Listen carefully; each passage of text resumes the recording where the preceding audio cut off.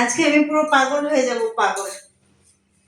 পুজোর মধ্যে শুধু ঘুরিনি বন্ধুরা, দেখো পুজোর মধ্যে আমি কত জামা কাপড় ধুয়েছি। এই জামা কাপড় গোছাতে গোছাতে আমার অবস্থা খারাপ।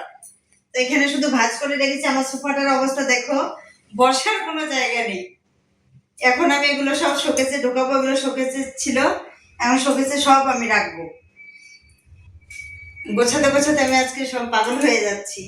দেখো আমি এগুলো সব গোছাই, ব্যাগ থেকে ধরে ব্যাগ, জ্যাকেট সব ধুয়ে দিয়েছি। এত রোদ ছিল পুজো 2 দিন আগে যে আমি না ধুয়ে আর পারলাম না।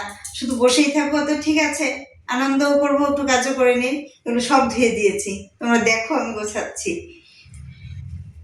মেয়ে আমাকে হেল্প করছে, তো দেখছে মা একা একা করছে, তাই ও কিছুটা নিয়ে যাচ্ছে। বাবা চেয়ারে রেখে দে। ও কিছুটা হেল্প করছে আর আমিও আস্তে আস্তে গোছাচ্ছি। দেখো তোমরা, শোকেস মোটামুটি গোছানো হয়ে গেছে।